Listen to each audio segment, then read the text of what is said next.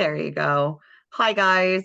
This is our May meeting for Tacoma Special Education PTA. We are here and we are going to be presenting about IEP services. And so we wanted to go into a little bit some detail about the different services, typically heard of as like related services and also supporting supplemental services. And we also have a couple of district representatives here from Tacoma Special Education that they have some extra insight. So if we do have some questions that we as a PTA can't answer, we have them here to help us as well.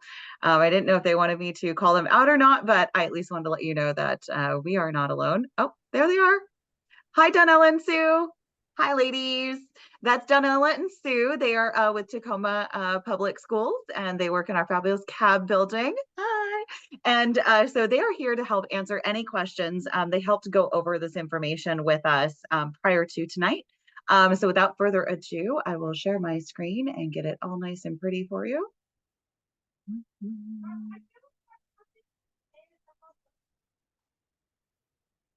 Oop, lots of clicking here. Bear with me.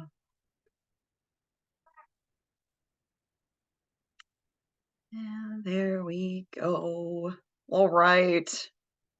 And I want to make sure I can still see everybody. And make sure I have the chat up. All right. All right. Without further ado, this is IEP services. What are IEP services? IEP services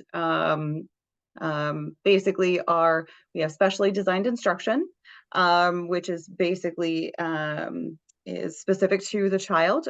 Specifically designed instruction is specifically designed for your child. The instruction is given to them and the content and the delivery methodology provided to them to support their individual needs. And then there's also related services, are support services designed to help a student with disability access and benefit from their SDI. The need, amount, or frequency of IEP services is determined by an initial evaluation or reevaluation and an IEP team discussion.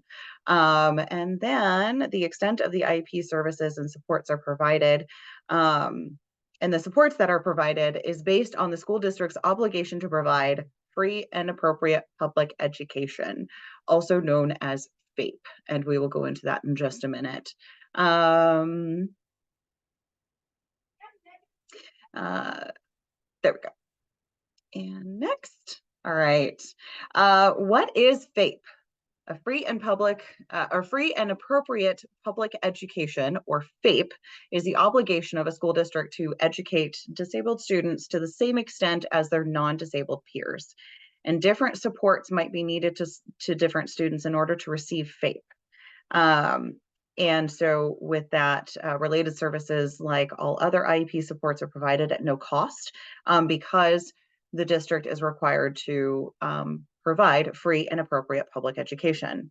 Related services vary from student to student based on their individual needs, with the FAPE being the ultimate goal. So as long as they can get a free and appropriate public education. I'm going to keep slaughtering that through this, by the way. Related services should be provided in the least restrictive environment whenever possible or appropriate. And that is also, we love our acronyms around here, right? So it's LRE, least restrictive environment. All right. So services within the IEP, there's a couple of different buckets, so to speak, but all of them can be differently layered and individualized to the child, right? Remember, IEP is individualized education plan. Okay, so specifically designed instruction is exactly as it is. SDI, that is specifically designed instruction for the child. And then there's related services onto that, recommended by an evaluation and IEP team. And this could also include several different things. The related services eligibility is also recommended by an evaluation. The IEP will state any related services and when, where, and how often they will occur. It will be all in the minutes matrix of the IEP.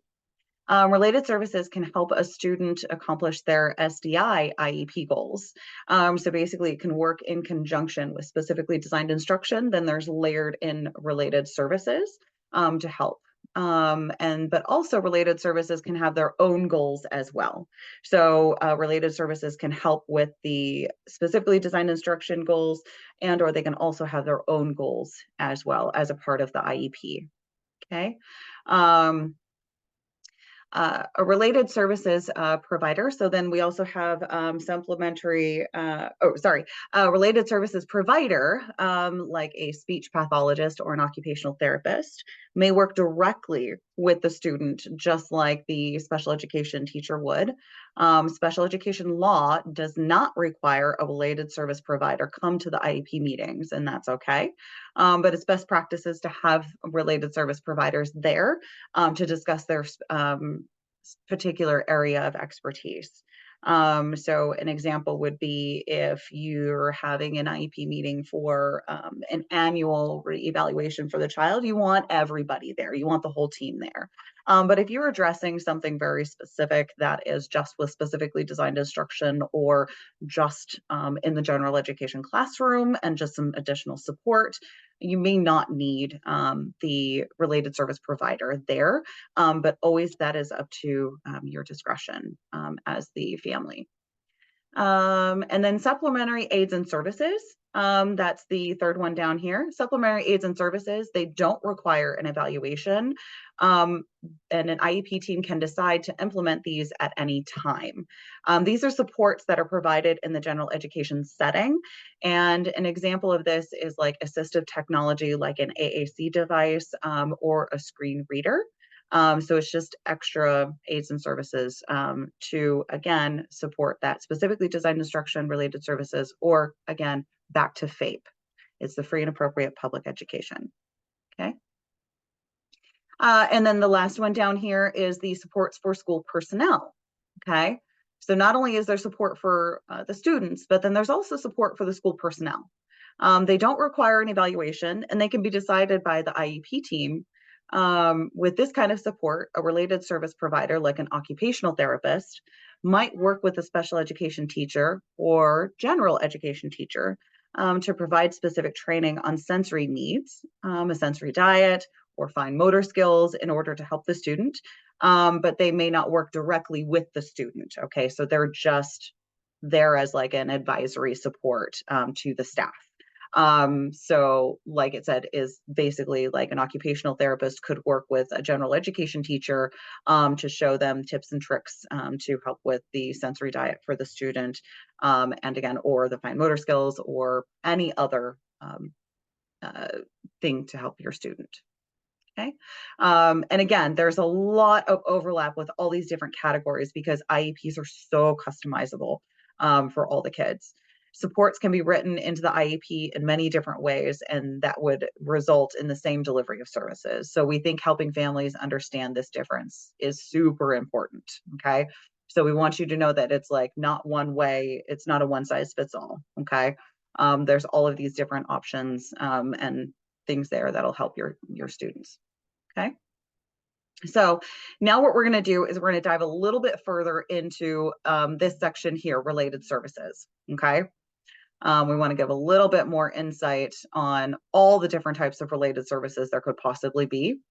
Now, before I delve into this, I do want to make sure that we understand that this is not a menu for everyone to choose from. These are related services that are options to help your child should your child need that assistance. And again, it comes back to access to free and appropriate public education. See, I slaughtered it again. All right. Related services. So on this slide 4, we have the top 3 related services. These top 3 are going to be most common across many different IEPs. Speech language pathology, or acronym is SLP, and identifies and diagnoses speech and language impairments, provides services and support for the rehabilitation or prevention of communication impairments. So basically here we have the IDEA statute for related services down here at the bottom of the slide. So IDEA section 334, okay? So please feel free to also reference back to the IDEA if you want to take a look at the law that governs these related services, okay? So we're just giving you some of the high bullet points here. It's not the all the law with all of the language, okay? The most common related services, like I said, in Tacoma Public Schools are speech and language pathology, and then we've got occupational therapy, and then physical therapy. Occupational therapy can include self-help or adaptive skills, fine and gross motor performance, functional mobility, and also sensory processing. So like I talked about the sensory diet, sensory needs, whether it's seeking or avoiding sensory behaviors, occupational therapy is that related service provider. Okay.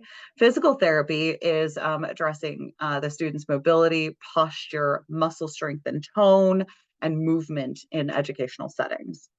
Okay. And we have a couple more slides here of more related services. And now we're going to go through in kind of an alphabetical order the other related services that are listed throughout here. And double check some of my notes here. There's some of the less common related services. It's not an exhaustive list. So again, please double check the IDEA for more information and remember which related services your student is eligible for. Remember that it's determined by an evaluation and an IEP team discussion, okay? Because there needs to be an evaluation determine the need, and then what in that IEP or what related service can assist the student to access FAPE, free and appropriate public education, okay? So now we have audiology, covers support like lip reading, but explicitly excludes cochlear implants as those are governed under a separate part of IDEA, okay? So, and then also we have counseling. School counselor can be a related service if the IEP team deems it's necessary for FAPE, but the school counselor can attend the IEP meeting even if they are not a related service provider. In Tacoma Public Schools, all students, regardless of disability or diagnosis, should have access to their school counselor. There are counselors at all Tacoma Public Schools, and so no matter what, they have access to the counselors, okay? And then last one down here at the bottom is the interpreting services that is most commonly provided for our deaf and hard of hearing students. So that is definitely for sign language translation and interpretation. Okay. And we're going to go through a few more.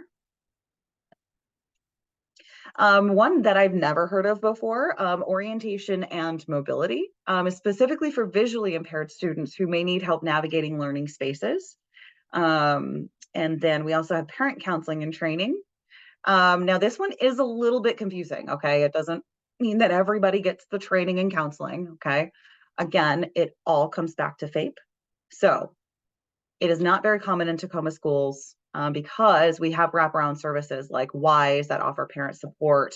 But if an IEP team determines it is necessary, it could involve providing the parents, providing the families and caregivers with information about the child's development, or helping the family and caregivers acquire the necessary skills so that they can help support the implementation of their child's IEP. Okay. So please talk with your IEP team if you feel that you don't have enough resources, counseling, training, anything like that, reach out to your IEP team. Okay. Again, it's not very common. It's a little confusing, but use your IEP team as a support. Again, it's a team, right? All right, last one, or not last one, the last one on this slide, psychological services. Okay, this is like psychology.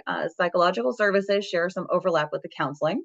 Okay, IDEA distinguishes between counseling and psychology services by focusing on the more administrative nature of psychological services. Okay, a school psychologist may provide these services, but they may also work with a special education teacher or registered behavior technician or other qualified staff to provide these services. Okay. So mainly it is assisting in developing that positive behavior intervention strategies. Okay. All right. We are flying through these slides and I'm not seeing any questions. Okay, cool. All right, let's go on to slide 7. All right. Types of recreation. Recreation as a related service can include therapeutic recreation or recreation in the school and community. This is more common for older students in community-based transition, CBT, and likely they have significant overlap with their special education teacher or with what their special education teacher is already doing to help them transition from school into workplace or into adulthood. The same can be said for the rehabilitation, the next type of related service here on the slide. This related service addresses career and vocational development, as well as achieving independence in a workplace or community as they transition out of their education, career, and into their adulthood. And it has lots of overlap with the community-based transition CBT programs that we have here in Tacoma Public Schools. Okay. And then the last one here on the slide, school health and school nurse. Services can cover a huge range of supports, medically complex students who require special feeding support or special attention to medical equipment throughout their day may qualify for this service. Okay, so some other examples listed here: feeding tubes, catheters, disease management, medication, safety planning, all of those things. Okay. School health services may dispense medication or help with chronic disease management as well. I think I just said that. I'm reading 2 different notes. It's okay. All right. Whew. Slide number 8. Last one. These last 2 here. First one listed here, social work. Okay. Social work as a related service has some overlap with other related services, as we can think about that, like counseling. Okay. In Tacoma Public Schools, this can be overseen by the school counselor, the family liaison, or a district level social worker. But social work could be a related service if a student who receives special education is experiencing something like housing insecurity or lack of secure housing is preventing the student from accessing their education. That is really where the social work related service steps in, is related to the special education and then access to FAPE. Okay. Same with transportation. Transportation is our last related service here on these slides. And it's a good example of a service that might be written into your IEP as a supplemental aid or service. Okay. So transportation, even though IDEA lists it as a related service, it could actually be listed as a supplemental aid and service. Okay. The delivery of the support is the exact same. Okay. It's just that some school districts organize things in their own way. Okay. So whenever possible, disabled students will use the same transportation methods as other students in order to keep the disabled student in the least restrictive environment. Okay. When that is not possible, a special bus with adaptive equipment or transportation for a student who attends a school other than their home school for the purpose of receiving special education support may be provided. Okay. So a really common example that I've seen for transportation as a related not as a related service, but a supplemental aid and service is like with preschool. If your home school does not offer the preschool program that your student was chosen to go into for their IEP. So for example, like a peer inclusion preschool, and then your homeschool does not offer peer inclusion preschool, then it would be written in for transportation for your child to then have transportation provided to then bus them to the peer inclusion preschool. Again, it's that access to FAPE and then support for the IEP. Okay. Now, I know that I went through all of that very quickly. I hope it wasn't super fast, but I'm going to open the floor for any questions, comments. Again, we do want to remember all of our rules Please remember to refrain from saying schools and or your student's name, just for transparency, because this is being recorded. So does anybody have any questions?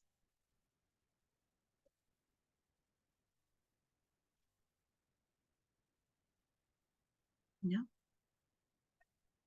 this is great. Perfect.